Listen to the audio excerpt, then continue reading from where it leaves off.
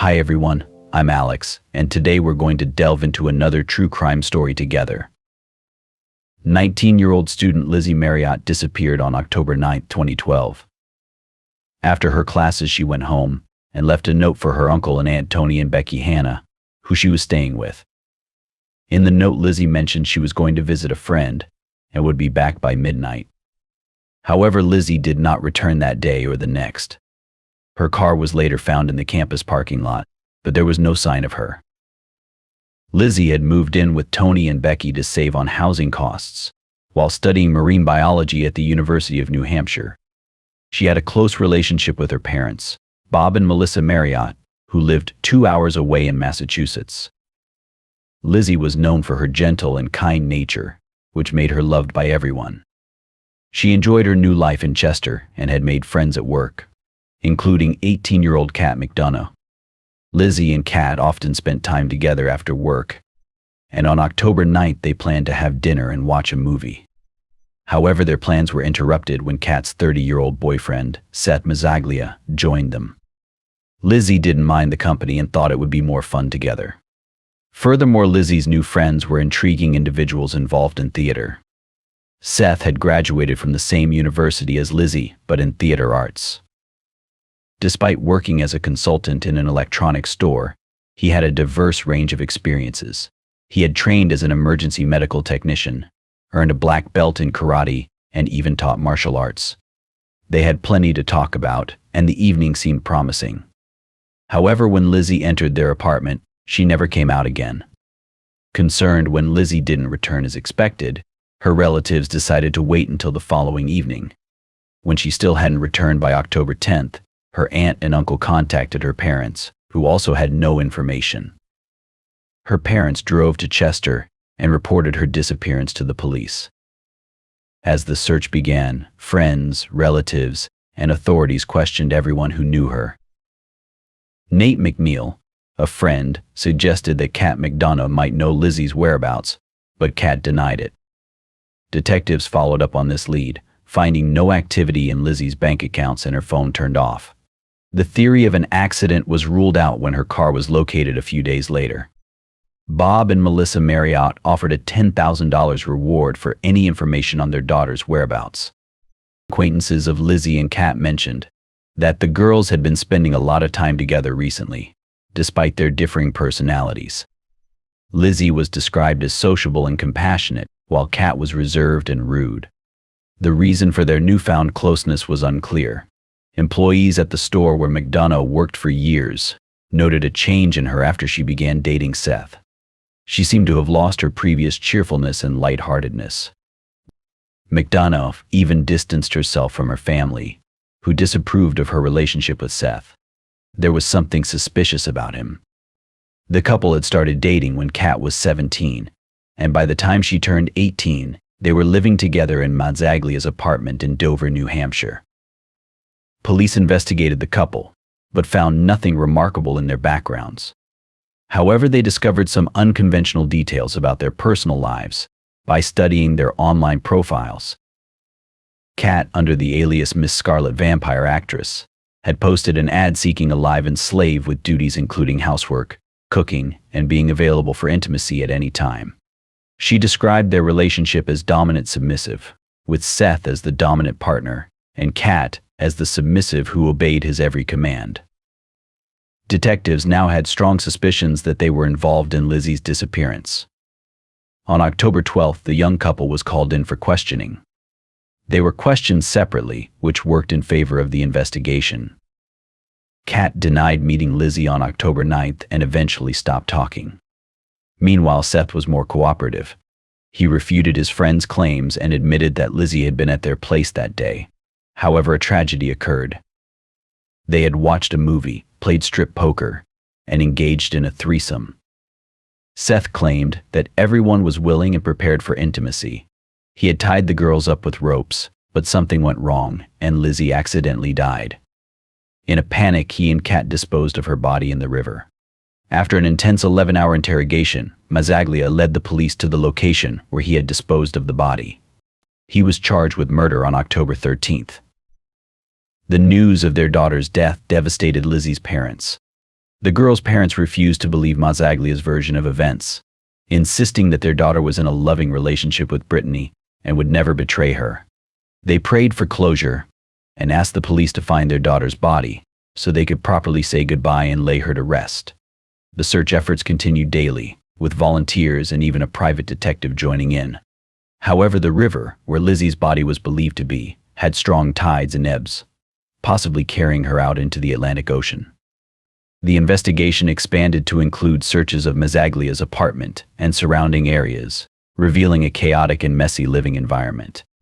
It was discovered that Seth had an interest in occultism and black magic. Forensic experts found DNA evidence linking Seth and Lizzie, confirming the nature of their relationship.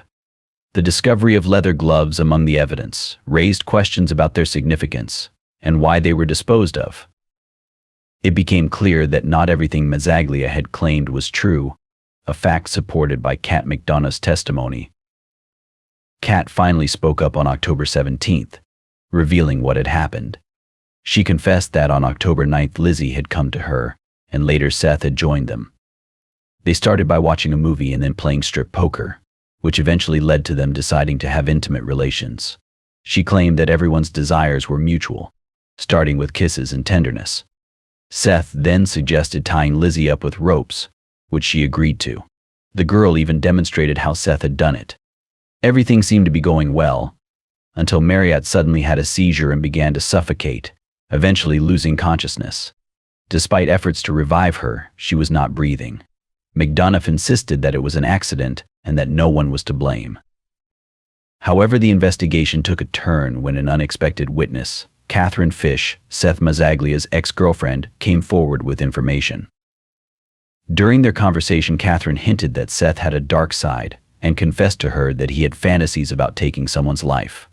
She recounted how their relationship had started off well, with Seth being attentive and charming, but later he became excessively cruel and dominant. He was into BDSM, which she initially accepted, but his behavior became too extreme for her to handle. At times he confided in her with his thoughts and fantasies. In one such conversation, Catherine heard a horrifying confession that made her realize he could be dangerous. This realization was confirmed when he tightly grabbed her by the throat during an argument, ignoring her pleas to let go. This incident shattered her illusions about him. After they moved to a new city, Catherine felt trapped as she didn't know anyone and was financially dependent on him. She continued to live with him, hoping for a chance to escape. Over time, he started talking about bringing in a third partner to spice things up in their relationship, bringing different girls to their house. Catherine's life became a living hell. Eventually, she found the courage to run away and sought refuge at her parents' house, never seeing her ex-boyfriend again. In May 2014, Seth Mazzaglia appeared in court facing charges of intentional murder and exploitation. Witnesses, including Kat McDonough, testified against him. McDonough, who had initially covered for him, was arrested for obstruction of justice. While in custody, she reflected on her actions and eventually cooperated with the investigation, revealing the truth about the crimes they had committed together. In exchange for telling the truth about the events of October 9th, her potential 20-year prison sentence was reduced to 3 years.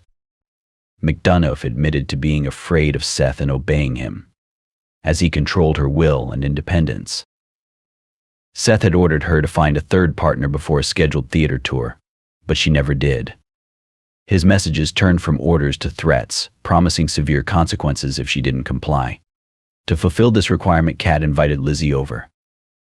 Lizzie agreed easily, as she had been a guest at Kat's place before and trusted her. To ensure Lizzie came without hesitation, McDonough kept quiet about the fact that they wouldn't be alone. Seth was excited to see Lizzie, as he had seen her photos before. However, he was disappointed and angry when the evening didn't go as planned. On October 9th at 9 p.m., Marriott arrived at Mazzaglia's apartment. Kat and Lizzie spent time chatting before Seth joined them.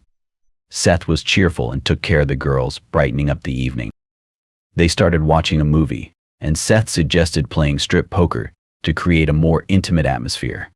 Lizzie ended up in her underwear after losing a few hands.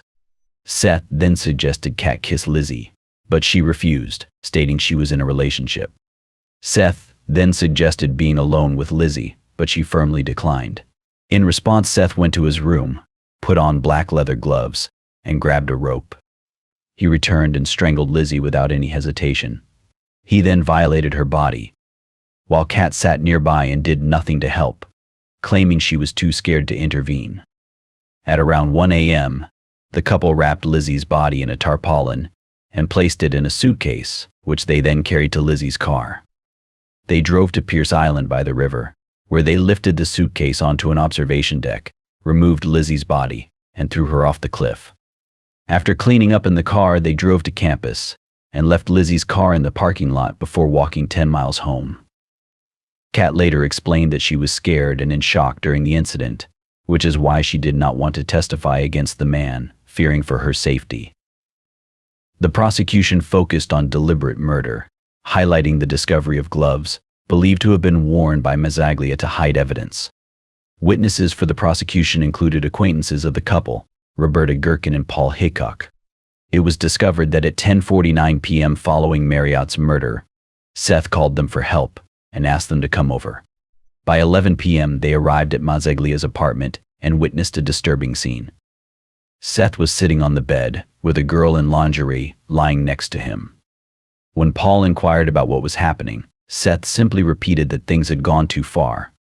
Roberta found Kat on the kitchen floor, curled up in a fetal position and rocking back and forth. The couple immediately said to call an ambulance and quickly left.